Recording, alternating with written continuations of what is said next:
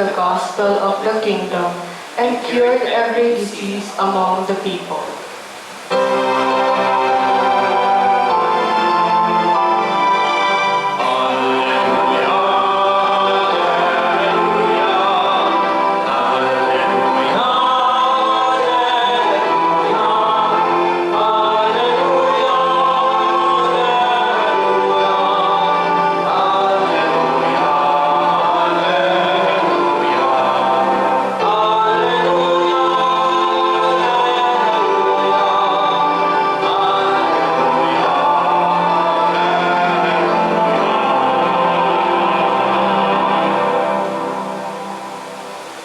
The Lord be with you. And with your spirit. A reading from the Holy Gospel according to Matthew. Glory to you, O Lord. When Jesus heard that John had been arrested, he withdrew to Galilee. He left Nazareth and went to live in Capernaum by the sea, in the region of Zebulun and Naphtali, that what had been said through the prophet Isaiah might be fulfilled. Land of Zebulun and land of Naphtali, the way to the sea, beyond the Jordan, Galilee of the Gentiles. The people who sit in darkness have seen a great light. On those dwelling in a land overshadowed by death, light has arisen. From that time on, Jesus began to preach and say, "Repent, for the kingdom of heaven is at hand." As he was walking by the Sea of Galilee, he saw two brothers, Simon, who is called Peter, and his brother Andrew, casting a net into the sea. They were fishermen. He said to them, "Come after me, and I will make you fishers of men." At once they left their nets and followed him. He walked along from there and saw two other brothers, James, the son of Zebedee, and his brother John. They were in a boat with their father Zebedee, mending their nets. He called them, and immediately they left their boat and their father and followed him. He went around to all Galilee, teaching in their synagogues, proclaiming the gospel of the kingdom, and curing every disease and illness among the people. My dear friends, the gospel of the Lord. Praise to you, Lord Jesus Christ. Once again, good evening everyone. I was surprised to see when I arrived earlier kasi ang dami kong nakikita mga paninda ata yan. And I was asking myself, what is the celebration today? Do you have fiesta today?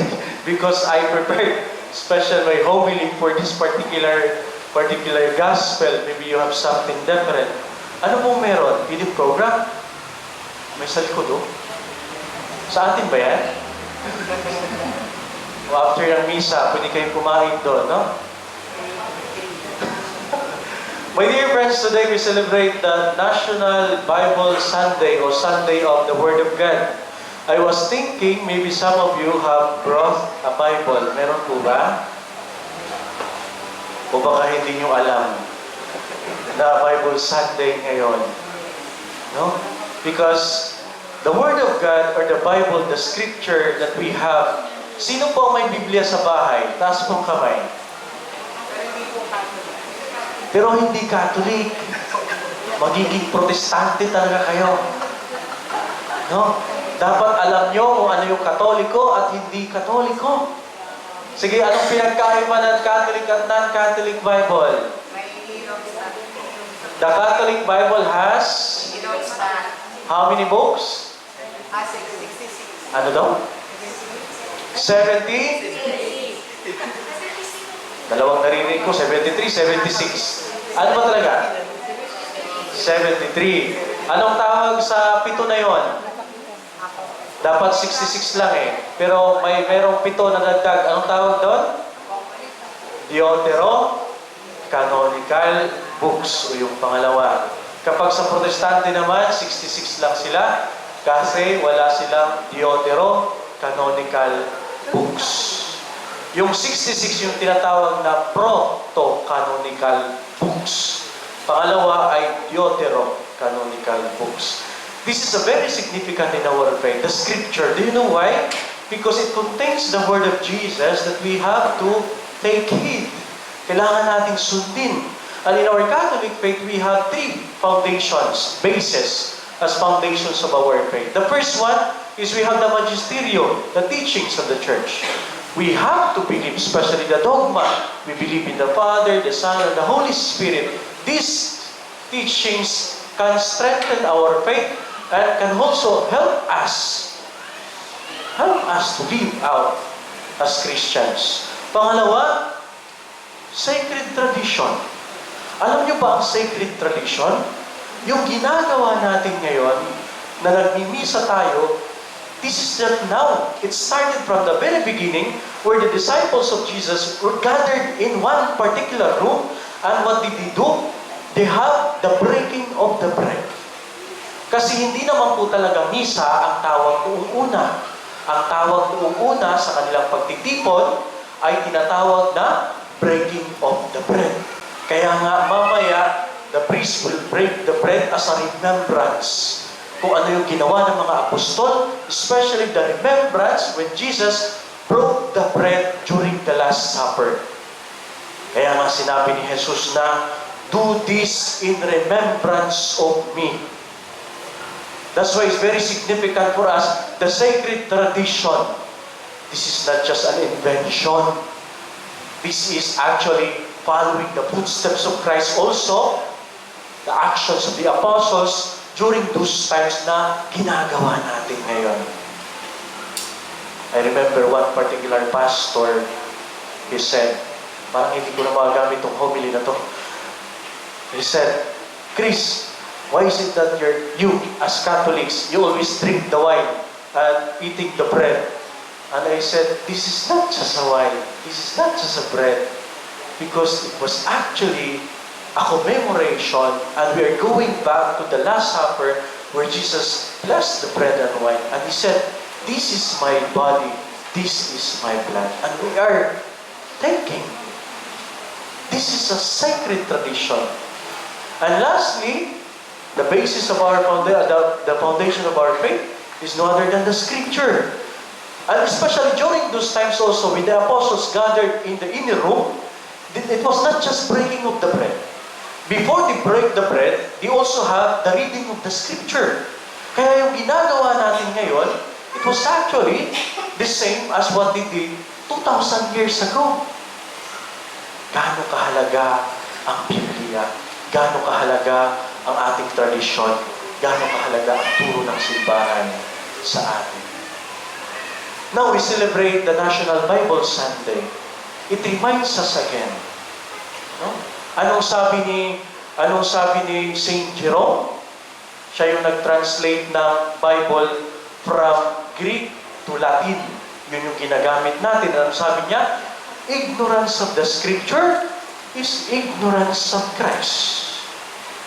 Now the question is, do we know our Scripture? Binubuklat ba natin ito? Sige nga, tatanungin ko kayo, what is your favorite verse in the Bible? Ha? Ano daw? Ang ganda ng mga ngiti nyo. No? Do you even know your Bible? Do you open your Bible? Yes, of course. No, we have to. Because it contains the Word of God, the words of Christ that we must follow. Kaya, this particular celebration that we're celebrating today reminds us again, no? Mahalin natin ang salita ng Diyos. Kumapit tayo sa salita ng Diyos sa tuwing tayo ay nababagabag, sa tuwing tayo ay natatakot. If you summarize the Scripture into one word, it contains only one thing. Love. That's it. The love of God. The Word became flesh. And this is also the reason why Jesus was preaching, because of that. My dear friends, today's gospel, we heard that Jesus was preaching and proclaiming the gospel of God in Galilee.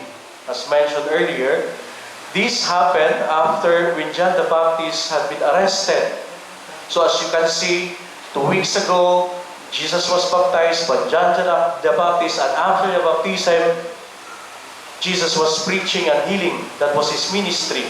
And as he passed by the Sea of Galilee, he saw Simon, who is called Peter, and his brother Andrew casting their nets into the sea. And these two brothers were actually fishermen. Jesus said to them, "Come after me, and I will make you fishers of men." That was the invitation of Jesus to them. Then they abandoned their nets and followed him. He walked a little farther and saw another two brothers, James, the son of Zebedee, and his brother John. So these two or four brothers, four persons were actually called as the first disciples of Christ or Jesus. They too were in a boat mending their nets. Then he called them. So they left their father Zebedee in the boat along with the hard men and followed him. That's the story of the gospel. And if we try to reflect upon it, this particular story reminds us of the calling of the first disciples, no? Silang apat. Some theologians would say that these first disciples of Jesus were actually his best friends. Palaging kasama niya. Peter, James, and John. No? Ganon. And Andrew also, sometimes. Jesus invites them, "Come after me, and I will make you fishers of men." This is the invitation of Christ to them. This invitation re-echoes our invitation to come and follow Jesus in our daily life. That's why it's very important to read the gospel, also to reflect the Word of God, because it's always inviting us. Follow me. Imitate my example. It reminds us of our purpose, our vocation, and our mission. Yet today's gospel is not just about us, but the one who authored our life, the God who authored our vocation and mission. When Jesus invites the four disciples of Peter, James, Andrew, and John, it was not just about the vocation or the invitation. It was something else. It reminds us the God we have. So today's gospel speaks about the God who calls, the God who changes, and the God who gives. Tatlong bagay na kailangan nating pagnilayan. Ang Diyos na siyang tumatawag sa atin, ang Diyos na siyang nagbabago sa atin, at ang Diyos na siyang nagbibigay sa atin. Ano bang meron? Tingnan po natin, pagnilayan natin. The God who calls, saying, "Come, follow me." This is the call of Jesus to us every day in our life. Sundin niyo ako. Sundin niyo ako. Come, follow me. When God calls, He invites. And when He invites, He commands. Come, follow me, come and sing. When we respond to the invitation, remember this. We must submit ourselves to Him and obey Him. Like for example, if we wanted to serve the church because we heard that God is calling us and we responding to His invitation, one thing we must do is that we must surrender ourselves to Him who invited us. Whatever our status in life, whatever our descriptions in life, He calls us to be like Him. Maging katulad tayo na Jesus. To respond to this call means we must surrender everything, just as the first disciples who left everything behind without hesitation. Just to give you an example, kapag meron pong nag-invite sa inyo na maglingkod sa simbahan, ano po ang reaction ninyo? Ayaw? No? I think kadalasan yun yung ganung nangyayari. Hesitant tayo sa mga bagay. Pero kung alam natin na tinawag tayo ng Diyos, this is also our duty to respond to the call, and not just to respond to the call, but we have to surrender it to Him. Just earlier, a few hours ago, I had a meeting somewhere in Damayang Lagi kasi nagkaroon ng problema within the group, especially when it comes to finances. No? Imagine, I am only 34 years old, and then yung mga ka-meeting ko ay nasa 60 years old na. Parang apo na ako nila, and I have to facilitate the meeting. Tapos, ang problema, selos, bangayan, hindi magkaintindihan.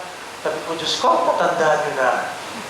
Pwede bang manahimik na lang kayo at mag-behave na lang kayo? Pag matatanda na, ang hirap na i-discipline.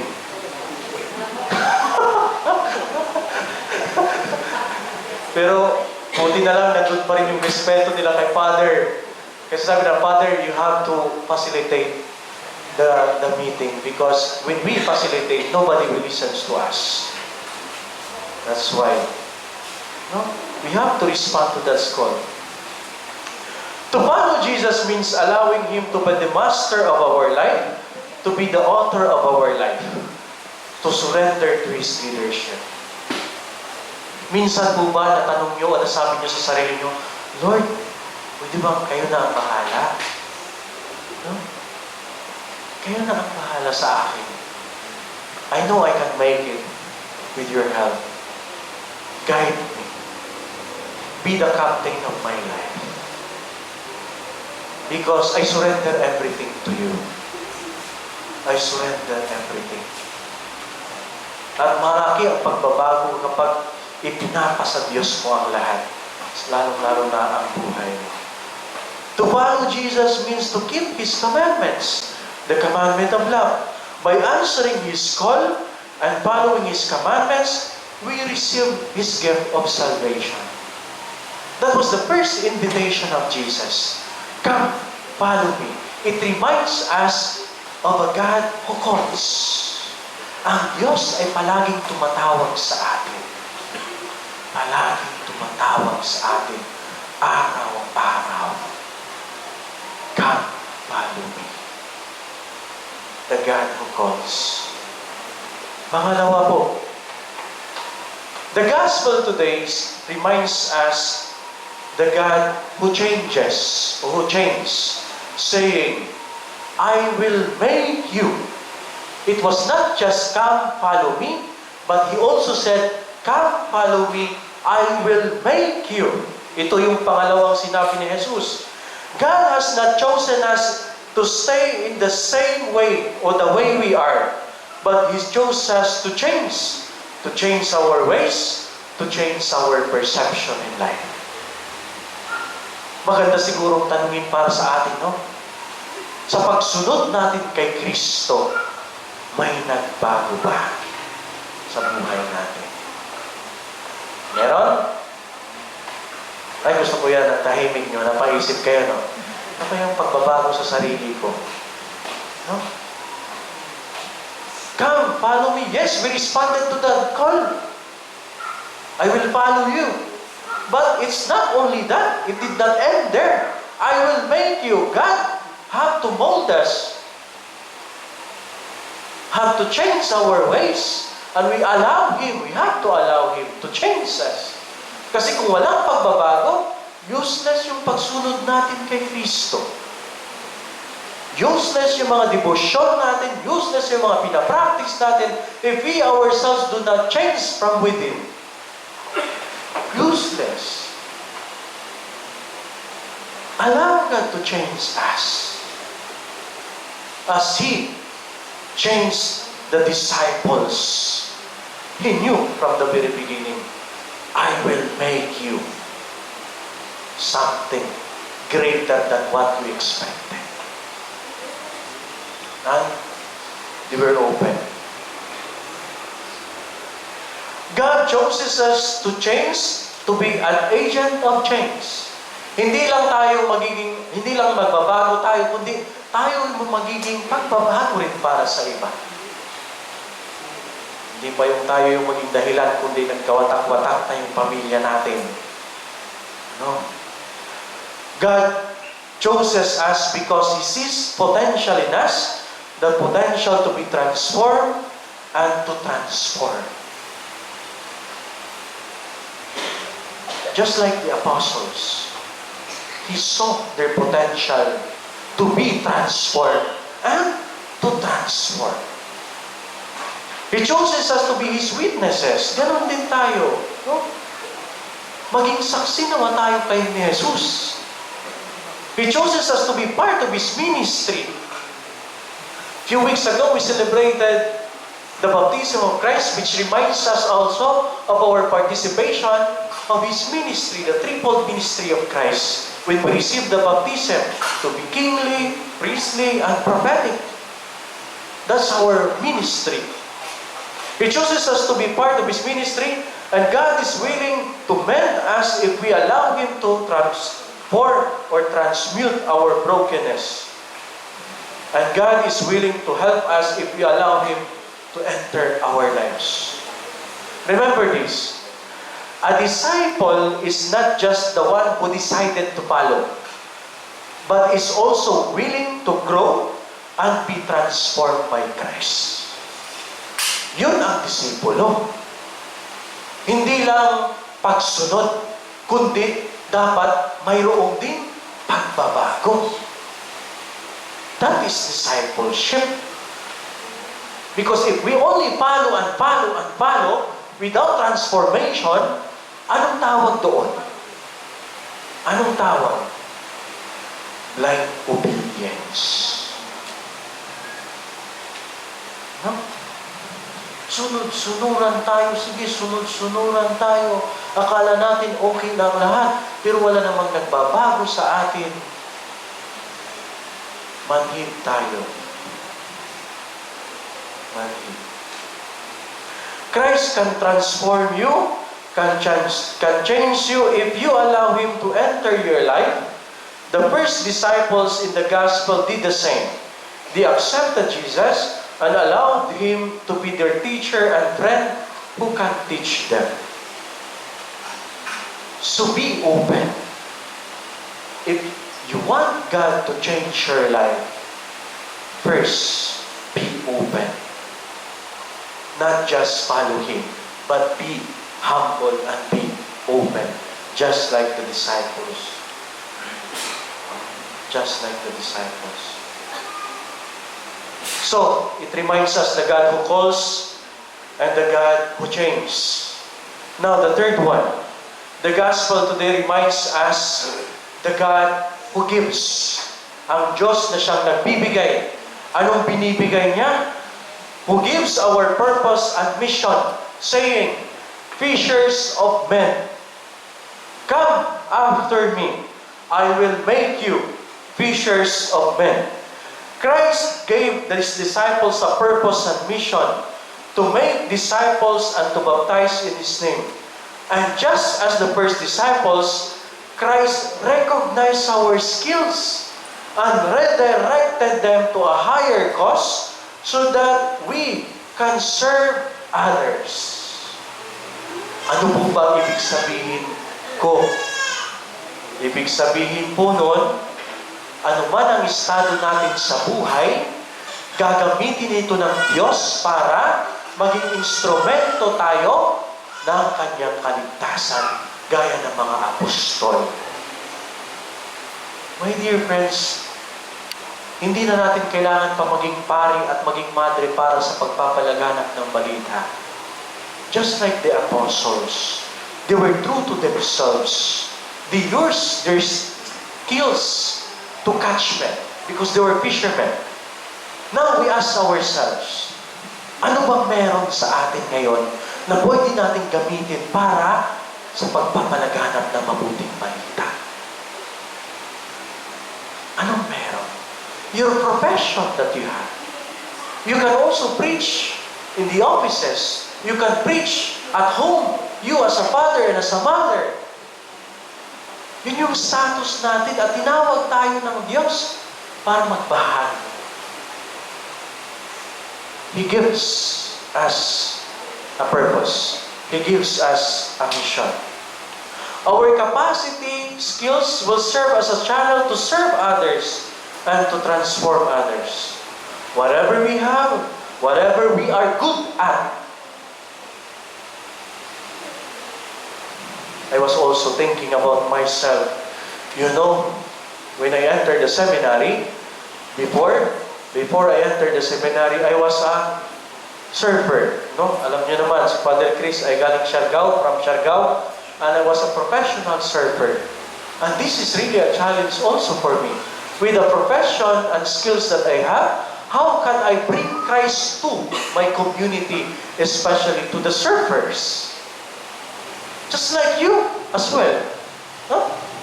Bilang asawa, bilang ama, bilang ina, bilang magulang, mga estudyante, halimbawa na lang, how will you bring Christ to school? At home? Paano natin gawin yun? Because God gives us this mission to proclaim and to be His witness. Whatever our status, whatever we are good at, we use it for His greater and glory. So my dear friends, as we celebrate this Eucharist, may we be reminded of our call to serve and not to be served, to transform others and be transformed by Christ. May we have the courage to follow Christ unreservedly and be a beacon to continue His mission and the vision of the Church. And as we celebrate the National Bible Sunday, nawa sana ang mga salita ng Diyos ang siya magiging gabay natin sa pagpapalaganap ng mabuting balita. Amen.